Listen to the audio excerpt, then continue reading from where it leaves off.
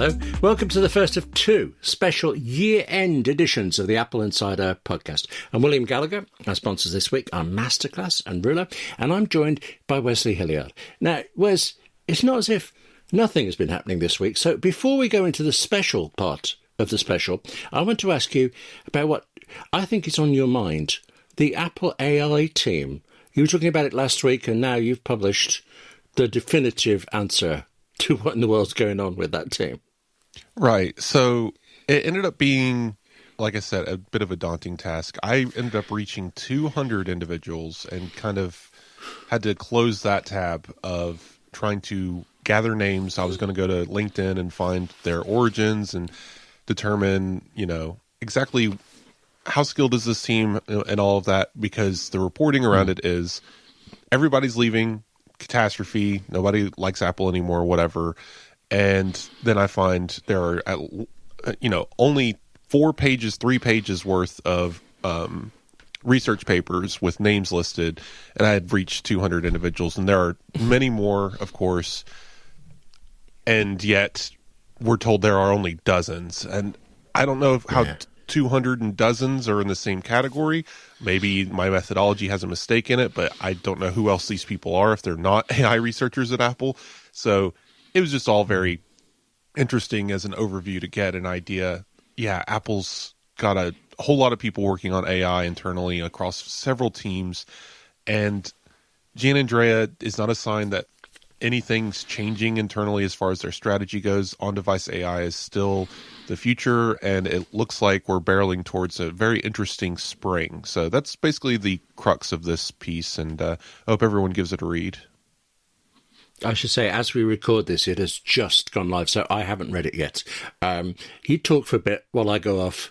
Actually, you could talk about one more thing, because I thought of you instantly this week.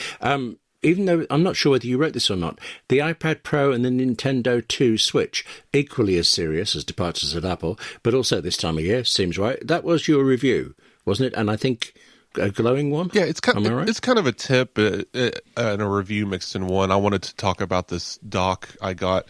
Funny enough, it's from a company I've talked about before called QQ, but they have a gaming branch. So I had to go back and change the name because it's from the company QQ, but their branch is Antank. But anyway, right. Yeah, all this silliness. There's no branding on the device. It's sold on Amazon under a completely different set of vowels. So it's one of those weird things. But white label things. Yeah. On Amazon, it shows up as SIWIQU. So great. Okay. But I can say that it's an excellent little portable Switch 2 dock. There was problems with the Switch 2 not connecting as easily to third-party docks, and obviously those companies have figured out a way to emulate the Switch 2 dock properly. And this one's $40, and it makes the Switch a good, easily portable as a connecting option to hotel TVs, or in this case, my iPad. And I discussed using the Switch 2 with my iPad as a display, either out and about, or using Switch 2 on the studio display, or even game capture and streaming to Twitch through an iPad and a studio display on a Thunderbolt dock at my desk. So that's all written up there, and it was a fun little write up. But there's still some quirks to this kind of setup, but it works. Actually, that all sounds like more of a game than the game. I am realizing, as you say this, that my role in life today is to just kind of tantalize anyone listening by just delaying and delaying, explaining what the special Apple Insider podcasts are about. So, Wes, while I do that brilliantly, can you explain Apple Insider Plus and what that segment is about this week? So we had to come up with a couple of things here for the end of the year. So first off, today we're going to be talking about our holiday tech routines, smart home routines, stuff like that. Like, what do we do to manage decorations, maybe, and just a little bit of that to close out the year. Because as we record, Christmas Eve is tomorrow, and I'm sure that we probably have some decor up and probably some smart home strategy there. So I thought it might be interesting to discuss. Well, I'll just spoil it. My smart home strategy is to get it working, but that's another problem. For my part, before that, the thing I've been focused on all week is constantly refreshing the App Store to see whether Motion or Pixelmator Pro have finally slipped out to the iPad. And as we record this, you say Christmas Eve is tomorrow. No, they haven't. I'm hoping for Christmas Day. I'm hoping. But what we do have, and I'm so into this now, is Final Cut Pro for the iPad, which makes me want to point out another article on AppleInsider that's gone up shortly before we started recording. The quite convoluted history of Final Cut Pro, including who asked Apple to not make it, and then why it went so very right before it went dramatically wrong. I mean, I love Final Cut Pro, but not enough people do, and it doesn't look like that's going to change soon. But then that's the future. Today, finally, I'm going to tell you the first of two special Insider podcasts. We're looking. Hang on. But that's the future. Today, on the first of two special Apple Insider podcasts, we're looking at the past, the near past, the very near past, 2025, in fact.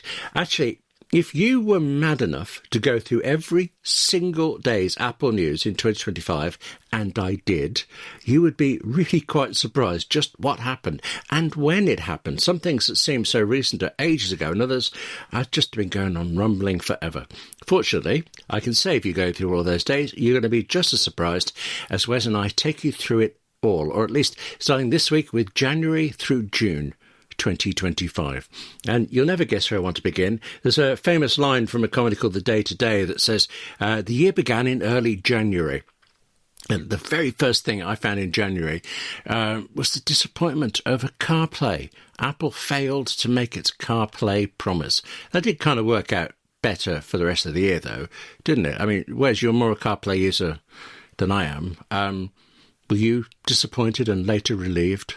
So this is CarPlay Ultra launching in some sort of vehicle in 2024, which didn't happen, really. And I believe this is still not even CarPlay Ultra yet, right? Or what had it gains the name. Yeah, it was still next generation of CarPlay. So, of course, later we discover what CarPlay Ultra is and everything around it. So, nope, did not ship properly in the year, but obviously this year we've seen vehicles commit to it, and I'm still not sure that we have any really on the market, or at least on the affordable market. I know it's not a thing that I could purchase. No. Sort of slightly snorted there when you said affordable. It may never come to affordable for me, but I like my wired little CarPlay in my tiny little car. Also happening in January, because this is something else that kind of disappointed with CarPlay, but tickled by this. It was CES. I'm sorry, what? Consumer Electronics Show? I get the E mixed up. Thank you. CES was there, and it's the usual thing. Massive stories. All these things that are incredible technology advancements that basically never then come out. Yes. And yet again, the story we ran in AppleInsider was pointing out that Apple just dominated CES, and it wasn't even there. Isn't that just, a bit mean? See, really, I understand how you can confuse the E and CES because it actually might stand for the Consumer Excessive Show, but it... Okay, right. It's coming up as we record. We're going to be coming right back from the new year and getting thrust into some CES nonsense beginning January 4th, which I believe is a Sunday.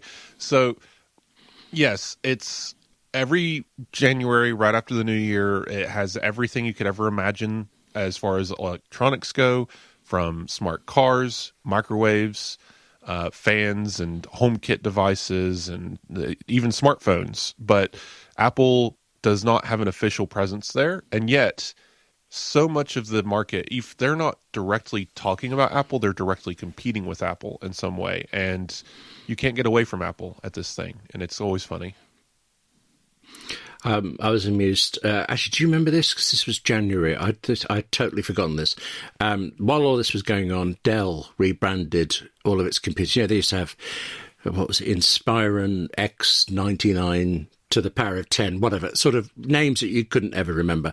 And they've renamed them to the Dell Pro and Dell Pro Max lines. I think they said it's because people understand that progression. And well, of course they do, because that's what Apple does with it. So even the names sometimes of Apple products get ripped off. It was a silly time, really.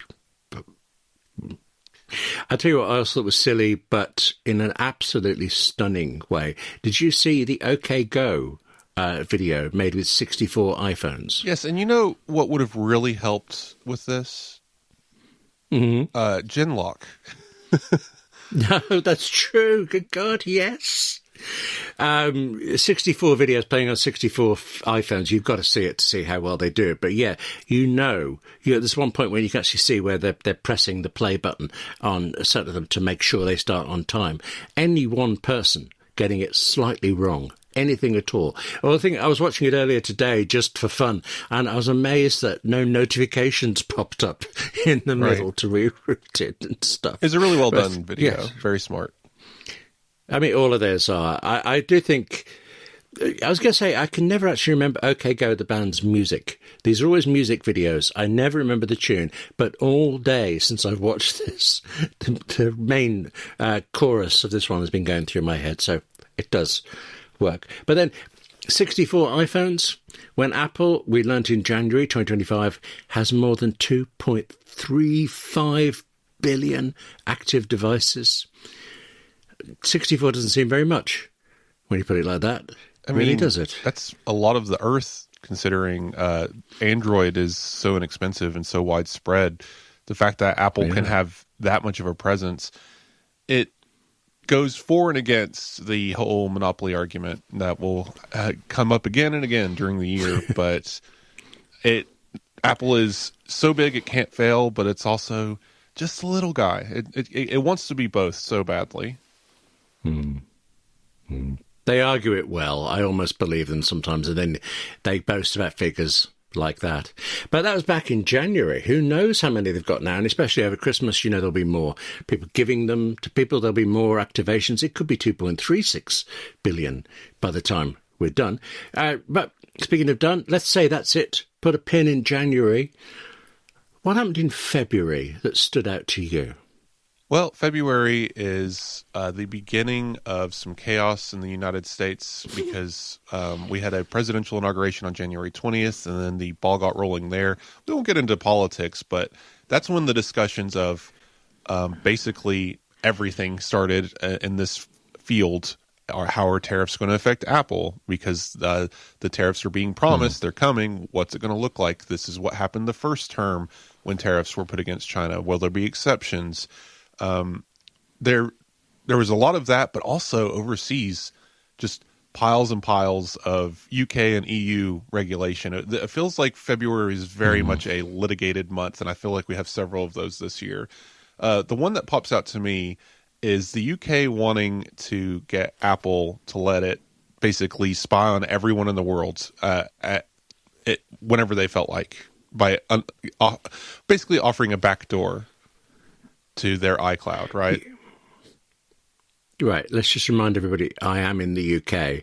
Am I going to defend the... No, I'm not. No, this was excessive overreach, and I think it was actually deliberate overreach. Knew they wouldn't get it, knew that they would get something, and the something they'd get is what they wanted. They got certain abilities to see certain data, and Apple actually switched off certain protections rather than hand over data. Yep. And I think actually the UK wanted that protection switched off. I might be ascribing too much chess playing moves to the UK because unfortunately we have a habit of not being brilliant with technology for it, but that's what might have happened, and that played out over several months. And then there was Apple, they had a very important release this month, and I don't want anyone to forget. Of course, I'm talking about invites. That came out in February. Right. You are the fan of invites. I used it at the start, and I thought, no. And I haven't come back since. But you plan your wedding using invites? There's currently an invite out for our Christmas Eve party and for our New Year's Eve party. So it is still very much in use. Yet again, Never received that one. Must have got lost in the internet. Right. Somewhere. You have a nice time. I think okay. They call it bit rot. So iPhone 16e was released this month as well. Surprise announcement. Tim Cook leaking information on the internet. It's a device that isn't the iPhone SE, but it is better than the iPhone SE. It's pretty much as good as an iPhone 16. If anyone was in the market to buy a new iPhone, I would have said buy the 16e versus 16, except they didn't include MagSafe, which is a failure of the product, and I kind of just choose to forget it exists. I knew there was something I didn't like about 16e, but I'd forgotten that it was MagSafe, because that just seems so normal and part of everything on the iPhone. It's not the only iPhone that doesn't have MagSafe, or it might be. Does the iPhone Air have? Not that we know about that yet. That's months away. Yeah, in fact, that's next week. Does the iPhone Air have MagSafe? Yes. So it's only the 16e. The only one for sale today without MagSafe is the 16e. Right. And finally, we can do one more mention, but Apple also did their. This is going to happen 3 times this year, so I want everyone to mark their. Do we have a bingo card? So this is going to occur 3 times in the year. Apple is going to remind everyone that over the past 8 or 9 years, Apple has invested millions and millions and up to billions of dollars in the United States. And in February 2025, Apple affirmed that they were going to invest up to $500 billion over the next 4 years into the United States. That is a cumulative investment, of course, starting back, I believe, in like 2017. But yes, they love making these announcements. They especially love making these announcements around inauguration days. They did the same thing for the previous 2 administrations. So, yes, $500 billion, big money coming into Apple. AI servers in Houston, lots of fun stuff about that. But then the Apple Intelligence is doomed conversation started in earnest, because we were expecting an 26.4, I'm sorry, an 18.4 to get the upgraded Apple Intelligence that relies on App Intents. And it hadn't launched yet, but guess what? Amazon held an event announcing that Alexa Plus was rolling out, and it was terrible.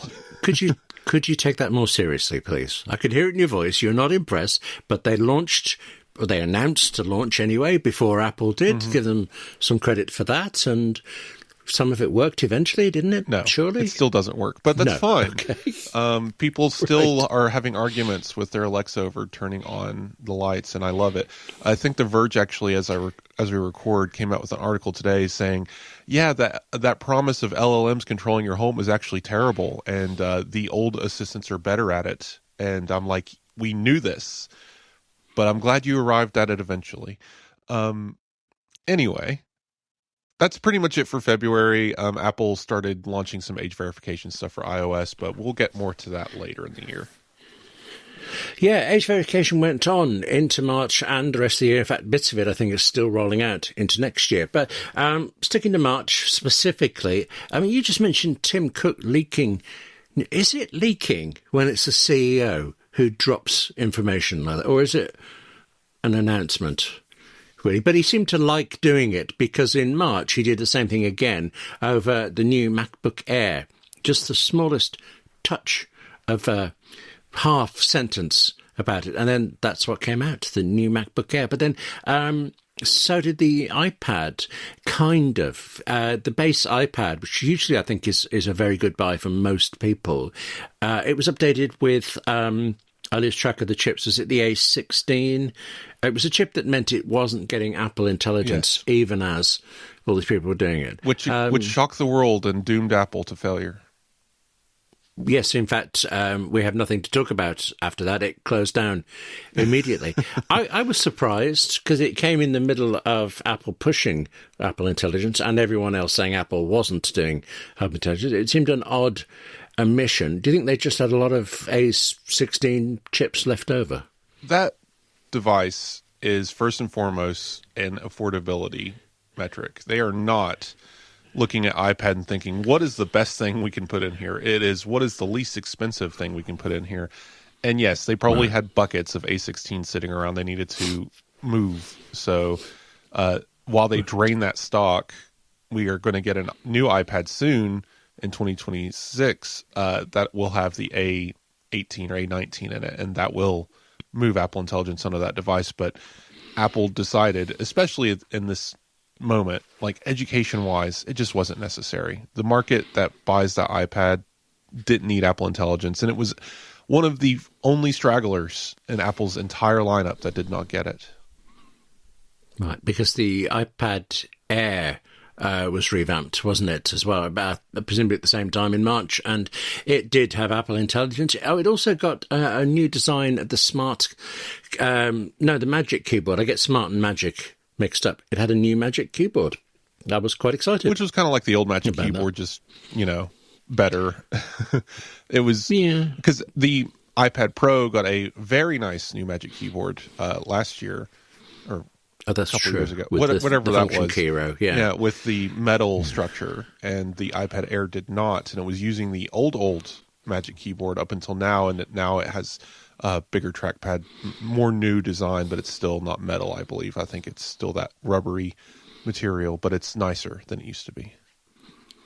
I gotta say, for me though, March meant the M4 Mac Studio, and I bought one.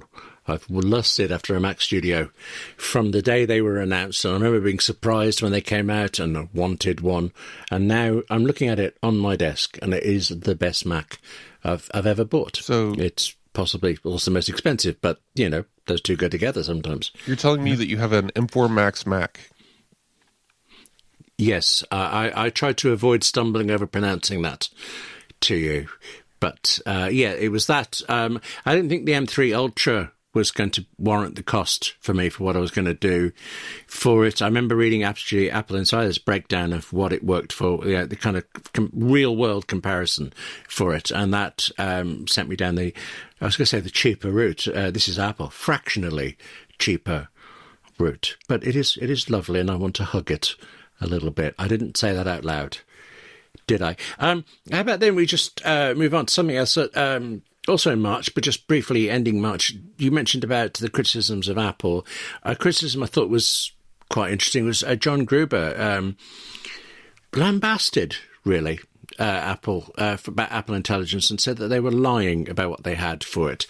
And this would have implications later around WWDC when he didn't get his usual show with them. Yes. And Is Apple just claims that's not the case, that it was a scheduling error. And I think that also aligned with, they were showing F1 in the Apple Theater during Gruber's talk show. And okay, so that my first thought was they didn't know when WWDC was on, but actually F1, okay, that makes sense. Okay, I may be being harsh there. Well, so how about it's the opinion. I'm in a harsh mood. That's true. We'll never know. But I mean, it's obviously a slight harsh mood, because I'd like to point out that also in March, Final Cut Pro for the Mac gained Image Playground for no good reason at all. It does nothing.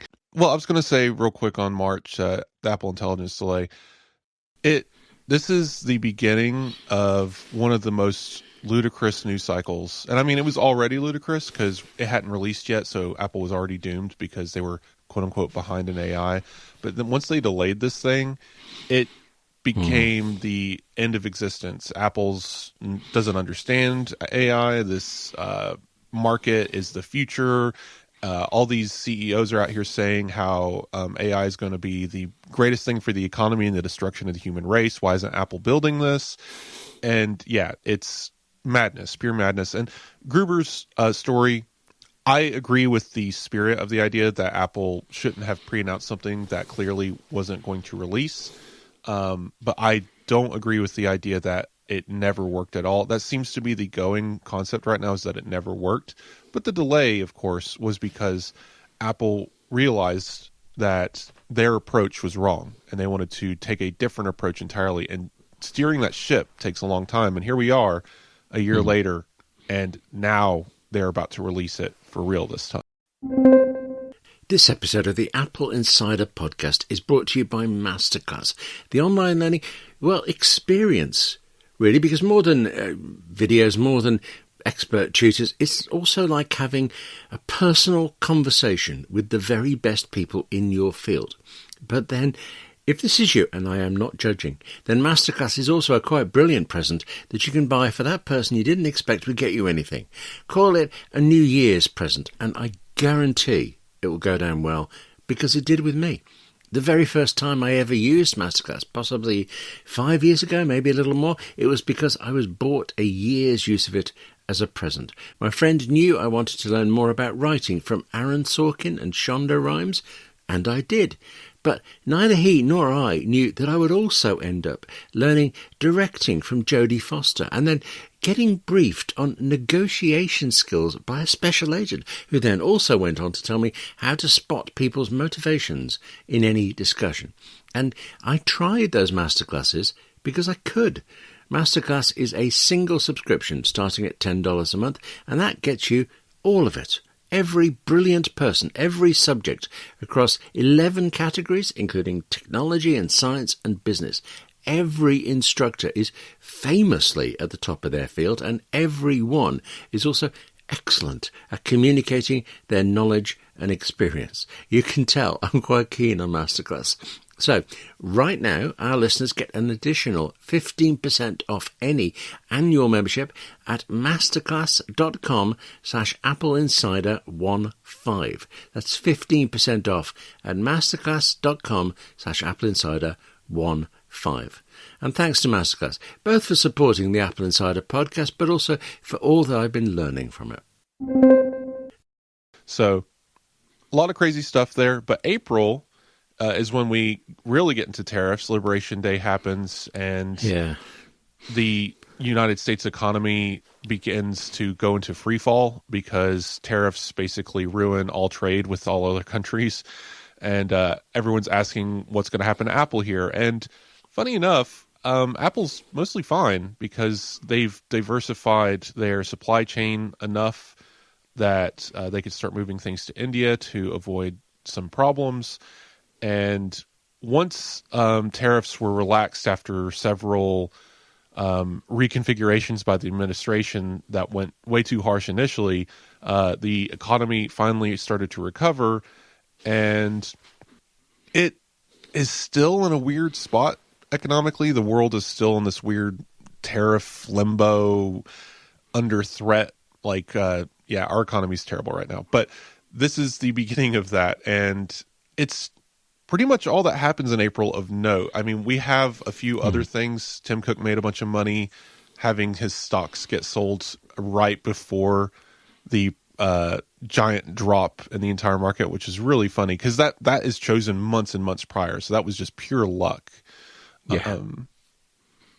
But otherwise, do you have anything that stands out to you? Well, funny if I didn't until you mentioned it earlier about the first rumours of tariffs back in even January, February time for it. I know outside of Apple, all businesses in the States, all the big businesses that were most affected, were quite shocked by the severity of the tariffs. And there's reports of various CEOs phoning up the administration trying to negotiate, especially perhaps Tim Cook. But even based on the assumption that there would be some tariffs, Apple seems to have moved really quickly at the start of the year to start reorganizing its entire supply and distribution thing worldwide, which is actually impressive, I think. Yeah, this is one of those things that doesn't get talked about enough because it's downright just boring. But the fact that Apple, being what it is, again, steering a big ship, they had to delay this App Intent system a year to get LLM-based Siri up and running.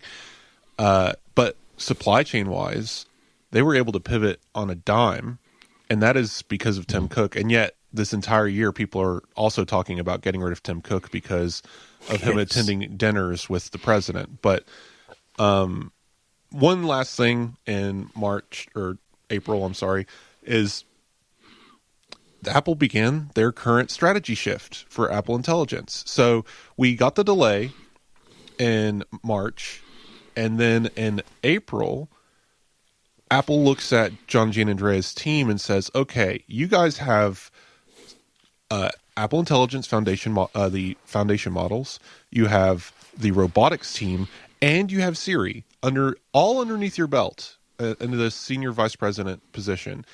This is too much. Clearly, we need to focus this team. So they moved robotics to a hardware division, and later we'll find out that the Siri was moved out from Gianandrea. We don't need to mention it again.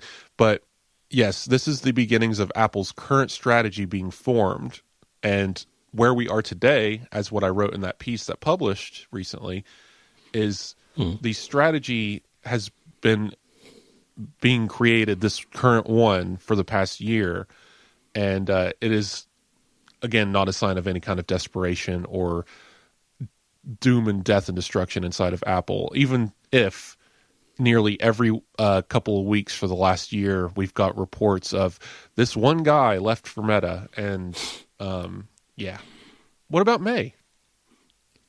Well, actually, just because you put this in my mind, can we just pause for a second? Because I realised I forgot about robotics being moved out, because actually I forgot about robotics. And I realised I've never been very clear about this. We've talked in the past about a HomePod, though it media hub kind of thing, and a robot, I think, that follows you around like a little lamb. And you were quite keen on all of this, and clearly I wasn't, because I'd forgotten all about them. Are these actually separate products, or is it just the odd thing of the elephant touching different parts of it? Are we getting one robot in some way? Do you remember why robotics was under Gianandrea?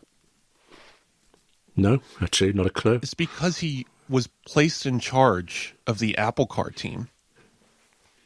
Oh, okay. I think everyone collectively forgot this, but back in 2022-ish, Apple put Apple Car under Gianandrea. He already had AI, he already had Siri, and then he gained Apple Car. And then in 2024, Apple finally canceled Apple Car. And then later in 2024, we found out that everyone having to do with steering wheels were pretty much let go, but the Apple Intelligence portions of Apple Car and the robotics portions of Apple Car remained underneath Gianandrea and formed their own division for robotics. And that's when the robotic arm rumors began. And yes, these are different products. One is an iPad-ish display, a little display that's mountable to an arm that is run by Apple Intelligence that can follow you around the room. And a moat, we saw a Luxo lamp-like demo, or Luxo lamp, where it showed this emotive literal lamp, which was really cute. I don't think it's going to be that device exactly, but that is Apple's team working on that device. The Home Hub obviously won't require that attachment. That attachment is rumored to be around $800 to $1,000. And then this robot that is, literally a little gizmo that is on wheels or treads that follows you around and helps you with tasks. That is a moonshot. That is we're just playing around to play. That may never be a product, or it is a far future product, but that is something else that was rumored. You're quite keen on that, though. It's interesting. If I remember correctly. I want to hear Apple's pitch. Right. Oh, okay. Yeah, they'll do a good pitch for it. Mind you, they've done good pitches for things that then died away, as we will learn later this year, later in 2025 as recap. Right.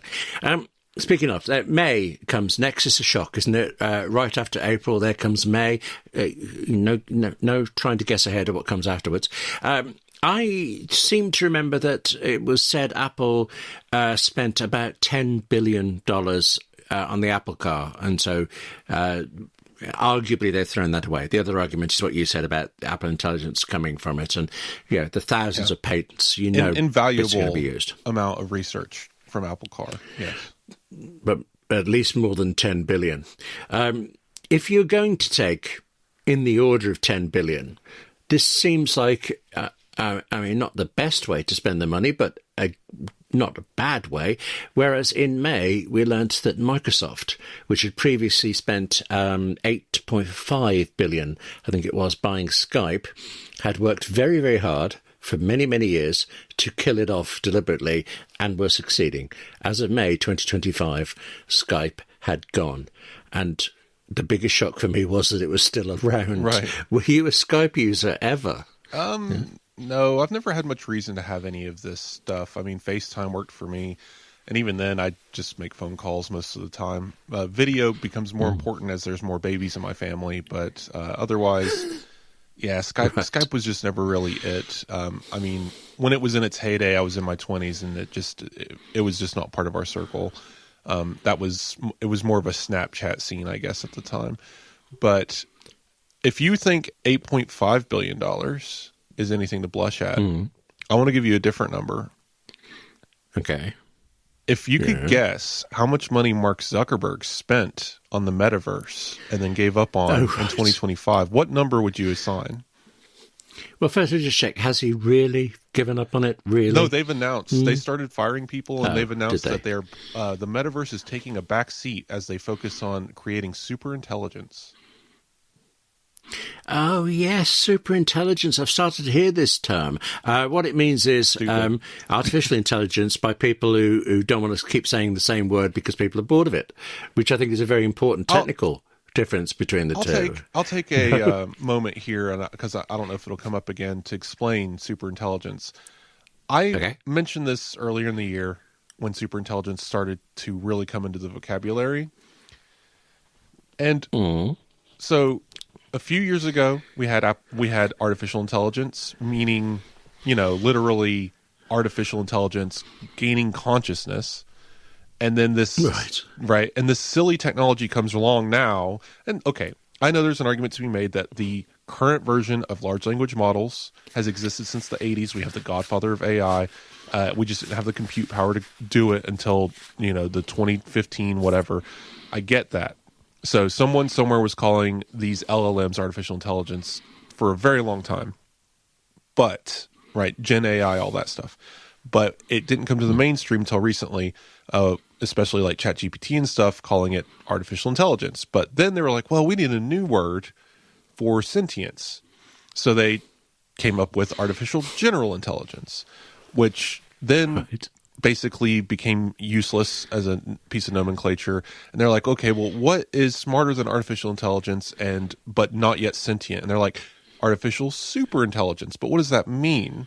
And that meaning has actually changed about 5 times in the last year. At first it's so smart that it's not self-aware, but it's capable of creating. It's capable of intuitive building and reasoning or whatever. It's capable of doing all the things that we dream of that AI can't currently do, whatever. It's wishing well.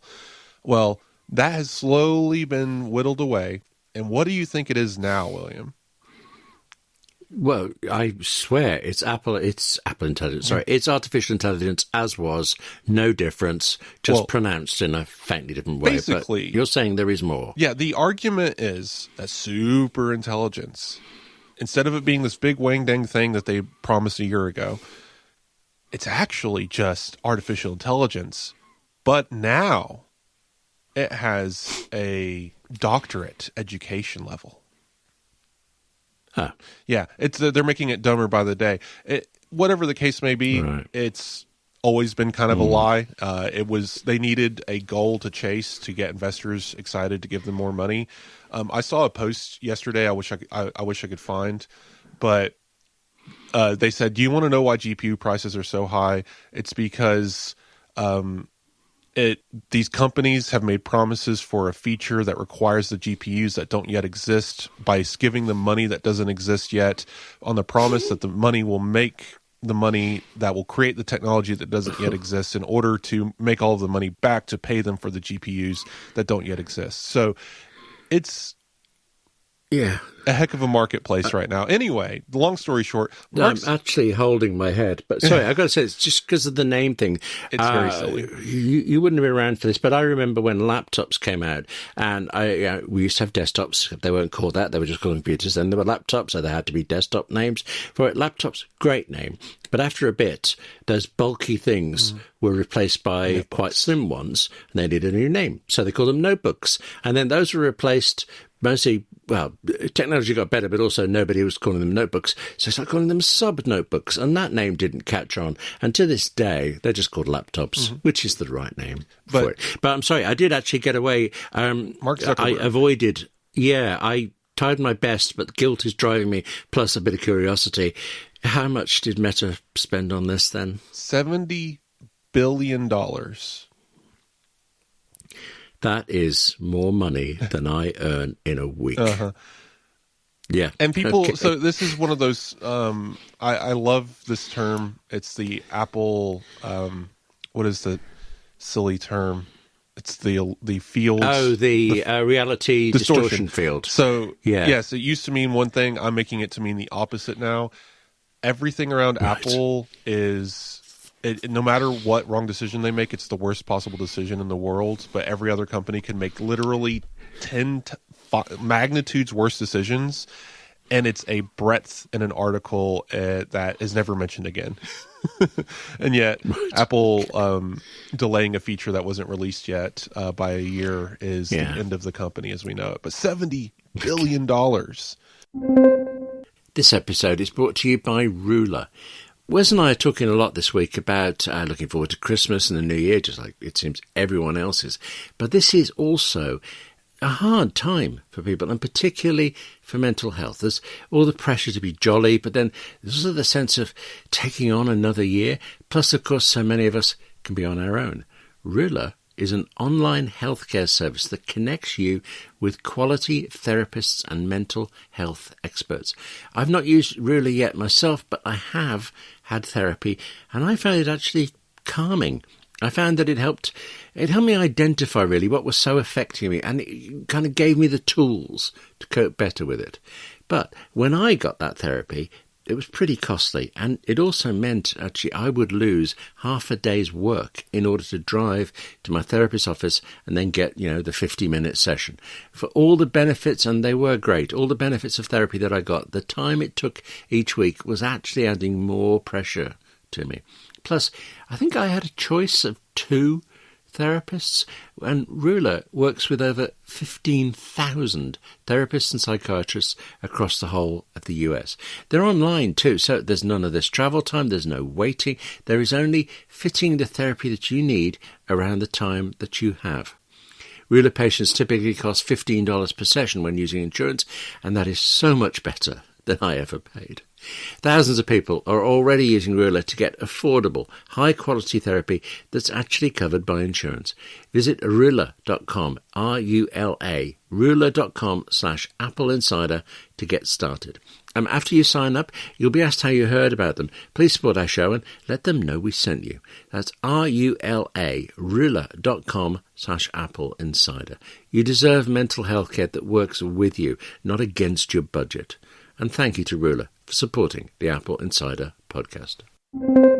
There's one more monetary thing. It's all money, I suppose, in the end. One monetary thing in May I was interested in that now seems a bit feeble, which was OpenAI buying Johnny Ive's startup, IO, for $6.5 billion, which is basically pocket change compared to that. I remember from recent discussions, I'm more positive about Johnny Ive's AI work than you are, but I don't know that I'd spend $6.5 billion. I mean, it was in stock. These things are never all in cash, but still. Again, because it probably won't come up too much again. I'm sure maybe we'll mention it, but it still doesn't exist. We don't even know what it looks like. We don't even know what it does. And all we've received since this announcement is increasingly intimate photos of Johnny Ive and Sam Altman. I'm waiting for the next one to come out, and they're both shirtless for some reason in a white room. Right, I don't want to go down this line. Anyway is the word I'm looking for. Yeah. Other things came out. I mean, it's other things I want to avoid. We've made it sound like all the tariff stuff is done and dusted with previous months, but it was just rippling through there. And I don't really want to keep touching on it because it was just up and down and so confusing. It's the news of the year. We can't avoid it. Yeah, May was the time when we know President Trump added a tariff explicitly to punish Tim Cook for not showing up for a party or something. And that's the kind of uncertainty, the kind of whim-changing stuff that did seem to rupture the... Which is why Tim Cook has had to attend every single silly little thing, because otherwise there would be punitive billions of dollars of tariffs randomly placed on the company.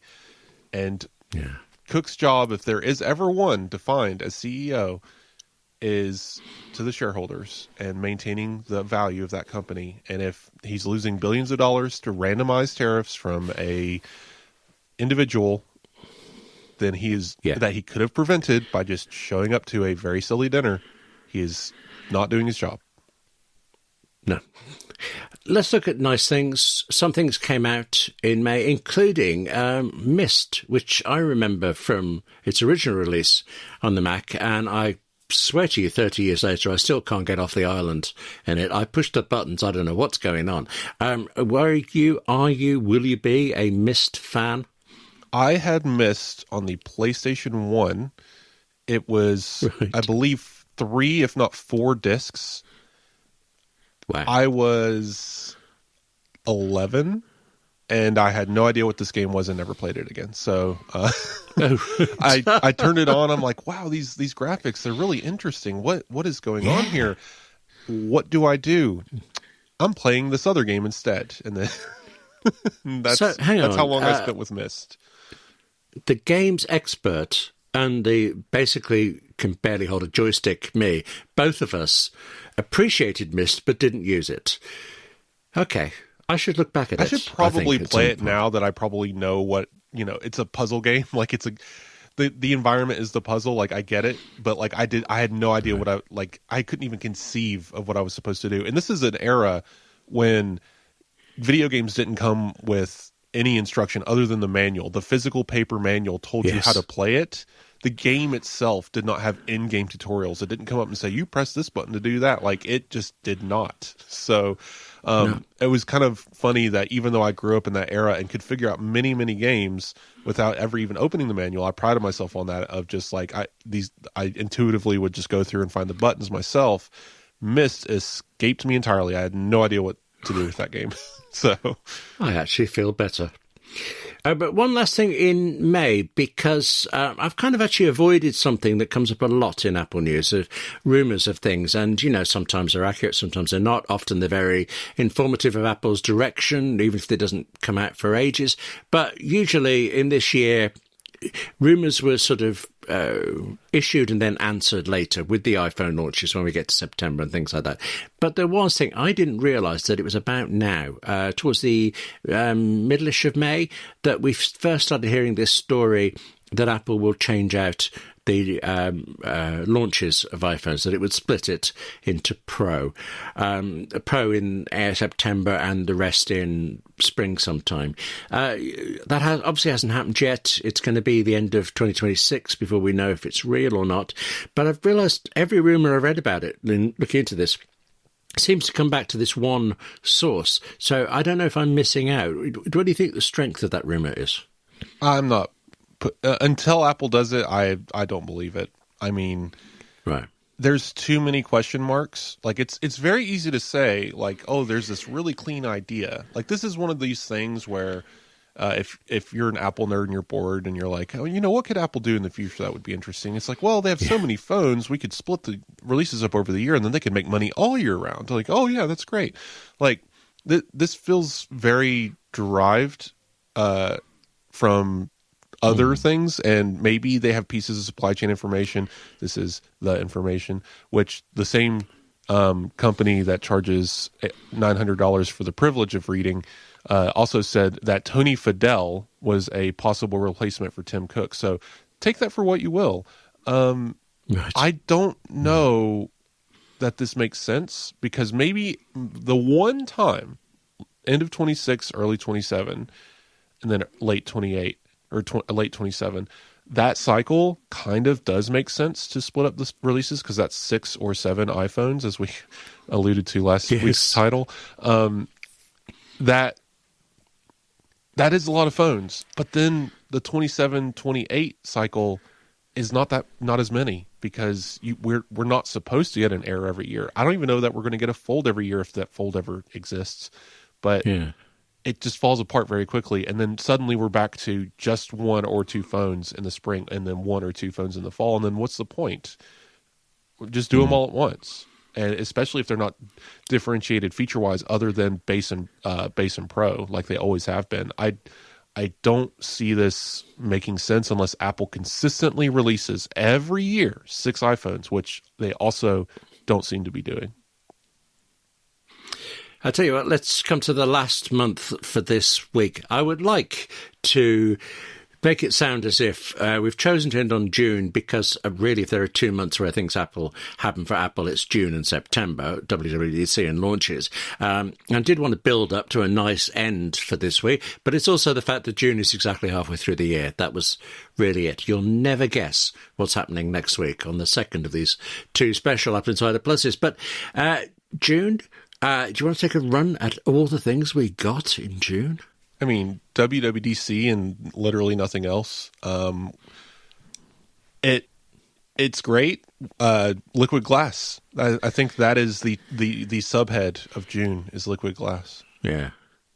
And our new names. Okay. Do we like the new naming? Well, I always had a problem with Sequoia, in 2 ways. One, for some reason, I didn't manage to say it there, but I always have to have a kind of run-up to Sequoia. And Sonoma, it just always sounded like a drug to me rather than a place. So Tahoe, well, actually, it sounds like... it sounds like a cigarette. I was thinking there's a British thing of tally-ho. That's what's reminding me of. Just say ancient British thing there, although there's a pub near me called the Tally-Ho. Maybe that's why it's together. It's okay. I mean, I would have been happy with macOS William Gallagher, because I'd like the idea of people telling me that William Gallagher has crashed again and William Gallagher's been updated. But yeah, otherwise, I was fine with it. You're just looking at me now. You can think of better places in California than Tahoe, though, no? Death Valley. I'm waiting for it. Right, no more calls. We have next year's one. Yeah, macOS Death Valley.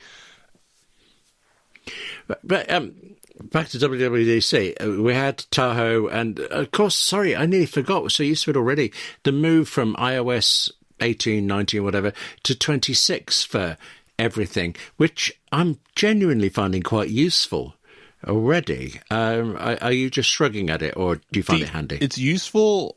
It'll be more useful next year when the previous year was 26, because right now I still have to remember that it was 18 last year. Right, yeah. But otherwise, I'm fine with the move. It makes sense to align these numerically. I don't think the phones should be aligned numerically. I think they shouldn't have numerals at all, actually, but that's a whole different story. But yeah, it was a good WWDC. They had good video in there, clever, all the way around. Liquid glass was great. I want to own the pieces of glass that they were playing with on the table in that scene. We did not know, but the presenter of that was short term at Apple and looking for a way out, I guess. We should go back and see if we see like a look in his eyes like he's being captured and held against his will. Right. But yes, Alan Dye, we'll get to in the next episode, is leaving Apple, and yet liquid glass is staying. And as controversial as it has been, I'm going to say this here. I feel like the people who don't like liquid glass are one of 2 people. Either they don't like change, which is fine. Your opinion's valid. Or you were told not to like it by someone on the internet, and then you decided not to like it. And that seems to be the running case. I can throw in a third, because Amber Neely from AppleInsider, I don't think she's particularly for or against liquid glass, but I remember her writing a piece saying that just generally WWDC was a bit underwhelming this year. And I suppose... Well, I liked it, and I liked liquid glass pretty much, but there wasn't anything else, I suppose, was her point. And they're not all going to be bangers, Like, we can't have Craig Federighi coming out dressed in 1990s Apple Nikes playing a double-headed guitar. Like, that can't happen every year. It would the bit would get old. Okay. No, I'm with Amber. Like it was both a good release cycle, and there was nothing there that excessively wowed anyone. And I think the elephant in the room was Apple Intelligence was mentioned twice. I think the entire keynote. We got a couple of new features and AirPods updates and stuff like that. That's great, but overall, again, they were internally working hard on what's coming in 26.4, but Apple refused to speak on it because of multiple lawsuits that were frivolously filed because they didn't get the thing that was whatever. It's silly lawsuits. Yeah. But it will be interesting to see what happens when this finally arrives in the spring. And there's one more thing in June I wanted to point out just for fun. The Trump phone that was announced. Yes. It was announced, I believe, in April, May. Doesn't exist, and still doesn't exist to this day. Has never released. Trump Mobile has started selling other phones in their marketplace, I guess. I didn't know that. And you can get their SIM that costs more money than it's worth. For access to a MVNO Liberty mobile service, but you're paying like twice the rate using Trump Mobile, I guess, because you're patriotic. But the phone that was originally some ripoff of some cheap Chinese phone then was a golden-skinned Samsung phone and then a golden-skinned iPhone. It's never launched, never existed in the first place. It was supposed to be made in America, and then they said, never mind, its parts will come from elsewhere, but the hands of Americans will put it together. And now it's just a puff of vapor and smoke. And you can still go give them money to reserve one of these invisible handsets if you want to. Today, in December, the website is still up. Hasn't launched. So I think Apple can breathe a sigh of relief knowing that they don't have to compete with such an just powerful, golden, important smartphone.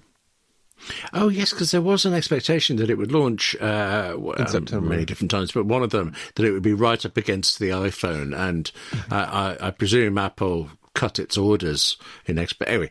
The iPhone Air is selling poorly because everyone is waiting for the Trump phone. Well, there you go. You see, that makes sense. You heard it here first, and possibly last. I have a good thing and a sad thing to end on June with. And let's do the sad thing first. Bill Atkinson died. Just legend in early Apple history. He was 74 when he died. He worked on the original Mac. He created HyperCard, which, if you remember it very well, but it was also not exactly the foundation of the internet, but the way it worked was how the internet would then come to work, with links between things. But he also created Mac Paint, and there's some, if you look into his history for it, there's stories of such incredible cleverness of working with the smallest resources to do the most amount of work. So I was rather sad to say that Bill Atkinson had died. But the happier thing, well, it surprised me. I said right at the top that it was surprising when things happened, and this one threw me when it happened. It was the 10th anniversary of Apple Music in June 2025, and I remember at the time working out, therefore, how much money I had given Apple for that. 10 years of that rate, and I don't want to go through that again, but I do really like Apple Music, and it's good to see it, thriving, really. I think it is the best music streaming service you can get, hands down. The work Apple has put into, this is one of those things that no other company can do. And again, this isn't a monopoly issue. I think this is just a technology thing. It's Apple owns the stack. They have the iPhones, the iPads, the Macs, the hardware, the operating systems that runs on the hardware, the apps they build for the operating systems that run on the hardware. It's all Apple. So they have an entire team dedicated to developing sonically the exact best ways for each device to play music and bakes them into these files. So when you're listening to Apple Music on your iPhone through AirPods or through a HomePod, the Sonic Signature is developed in a way that specifically takes advantage of that device and its layout, its speaker set. And on top of that, with AirPods, you can use your own hearing profiles to further tune to your personalization. Nothing else does that. Period. You can't use Spotify and get anywhere near the audio quality of Apple Music. Not just because Apple Music offers higher quality audio files, right? It's they also offer various levels of lossless and Dolby Atmos that Spotify is slowly trying to catch up on. But it's not just the quality of the file, but the way in which the audio is tuned and decoded and played on their devices cannot be replicated by Spotify, because Spotify, even if it could, is not and will not tune its music for Apple's hardware. So it's such a interesting singular experience that if you have an iPhone, you should definitely be using Apple Music. I agree. I'm with you there.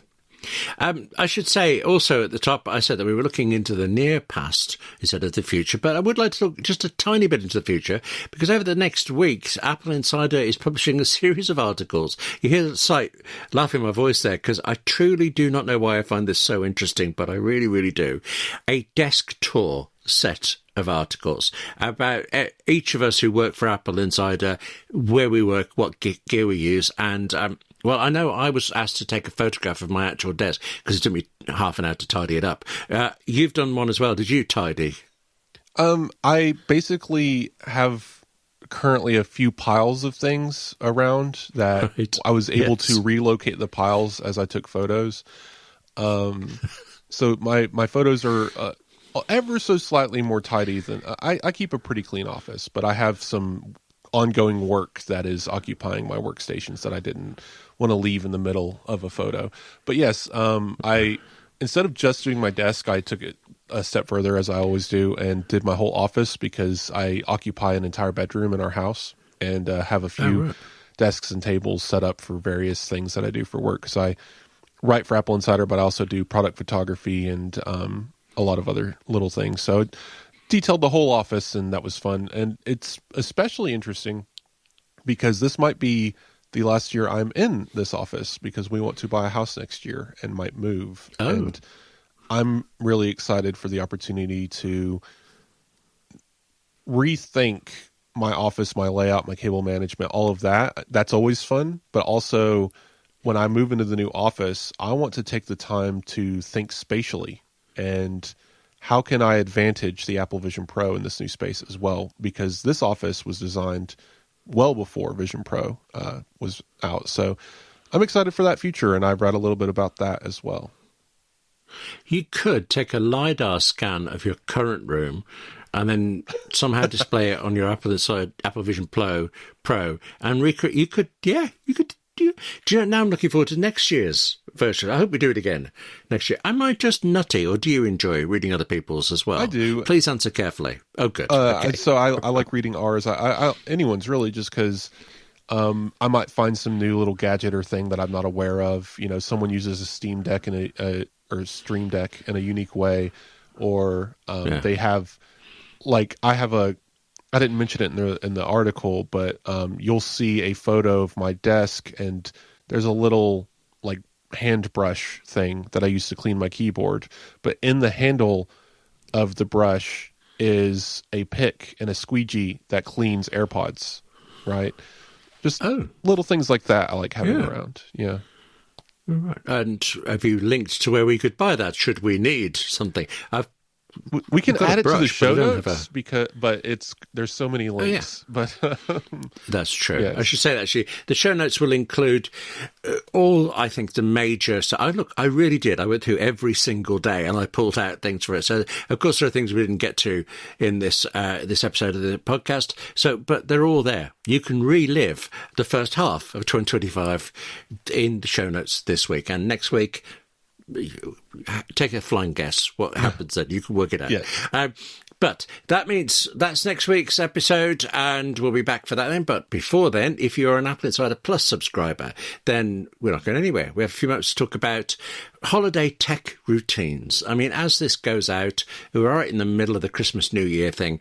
This is when I think we can step away from work and yet enjoy technology just as much. And we'll find out how and why in a minute. If you're not a subscriber, then you can join us, and it would be a treat to have you through Apple Podcast subscriptions. I struggle with that every time. Or Patreon, which I seem to manage more easily there. Either way, it gets you the same thing. You get the extended Apple Insider Plus. You also get no adverts. Speaking of adverts, our sponsors this week are Masterclass and Ruler. Thank you to both of those.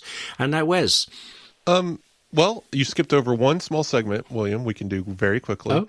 You can find me on Blue Sky, Hilly.tech. My email is wes@appleinsider.com. You can reach out there. And let's see. Oh, my Lord. We got a 3-star review I just discovered as I was browsing Apple Podcasts. And Roger K, 3 stars, one of the best Apple podcasts. And he had a very specific criticism for me, which is fair. He says it's okay he's directed at me. It's okay for Wes to admit when you're wrong. It's okay to know if a device doesn't fit your use case, it's not useful. That doesn't mean it's not useful. And you don't know everything. And if you can fix these issues, the pod will get to the next step, which I understand that I can come off as a know-it-all. It is one of my greatest weaknesses. But trust me, when I say this, I know that I do not have all the answers. And I'm glad that you enjoy the show, and I hope you keep listening. 3 stars, though. I always think when it's 2 stars, they mean you and me. For 3, I don't know who the other person is. For anyway, you can reach me covered in tinsel, by a Christmas tree, roaring fire. Actually, it's going to be a roaring fire on YouTube. Have you seen the videos you can get on YouTube of roaring fires and Christmas music playing? My wife loves playing the fireplace videos on the television. And I love that you got to say my wife. That's still new to me. I imagine still new to you.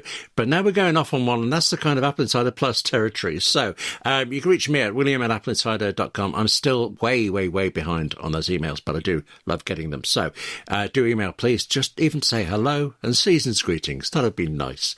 And if you are not celebrating Christmas, I hope you at least get a break, because so many people are, and hopefully the workload's off, unless, of course, you're filling in for everybody, in which case, have a cup of tea, and I hope it's a nice one. It's time to move on, isn't it, William? Yes. Thank you very much for listening, and we will speak to you shortly in next week. Yep, talk soon.